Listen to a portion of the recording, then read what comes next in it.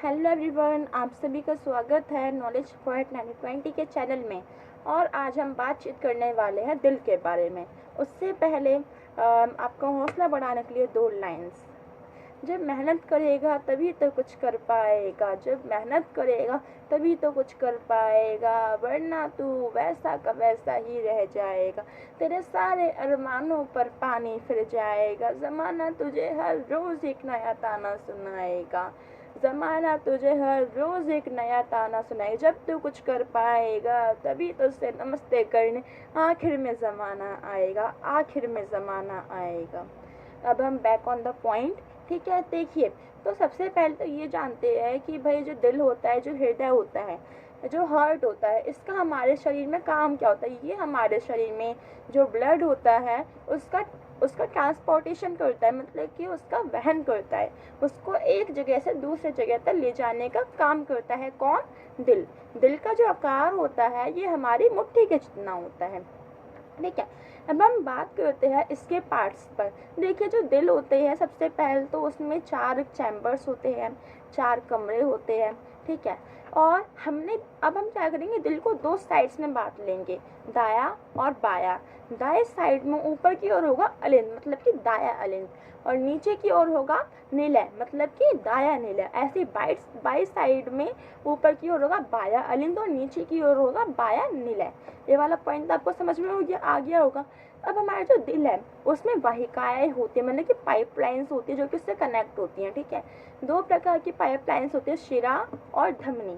शिरा और धमनी। अब देखिए, अब क्या होता है, जो शिरा है इसके भी 2 प्रकार है, फुसफुस शिरा और महाशिरा। और जो धमनी है इसके भी 2 प्रकार है, फुसफुस धमनी और महाधमनी। अब हम आगे आते हैं तो अब हम देखते हैं कि हमारा जो दिल होता है वो कैसे काम करता है।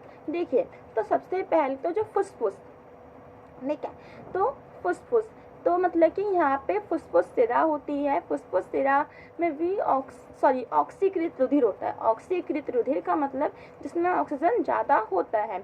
अब जो ऑक्सीकृत जो रुधिर है वो हमारे बाह्य अलिंद में जाता है, बाह्य अलिंद से बाह्य निलय में जाता है, बाह्य निलय से ये जो रुधिर है ये आपका महाधमनी के द्वारा पूरे के पूरे शरीर में जाता है।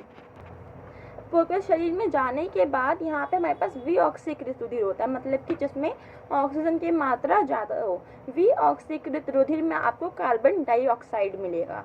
ठीक है, अब इसके बाद क्या होगा, जो विऑक्सीकृत जो रुधिर है वो महाशिरा के द्वारा, किसके द्वारा? महाशिरा के द्वारा दाएं अलिंद में जाएगा।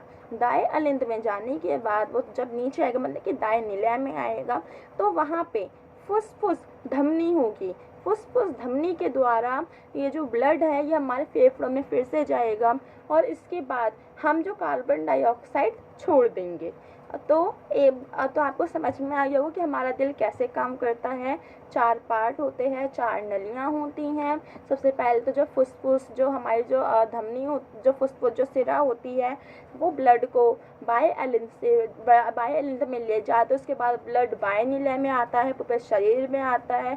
उसके बाद वो विऑक्सीकृत रुधिर बन जाता है। विऑक्सीकृत रुधिर जो होता है वो महाशिरा के द्वारा क्या करता है कि आपकी जो दाएं जो अलिंद होता है वहाँ पे पहुँचता है। दाएं अलिंद में पहुँचने के बाद वो जाता है कहाँ पे? दाएं निलय में। वहाँ से पाइप कनेक्ट होती है फुसफुस धमनी की, और वहाँ से जो ब्लड होता है वो फिर से फेफड़ों में चला जाता है। बस इतना छोटा सा प्रोसेस है। आपको यहाँ पे बस ये याद रखना है कि कौन सी जो नली होती है वो कौन से रुधिर को कहाँ पे ले जाती है।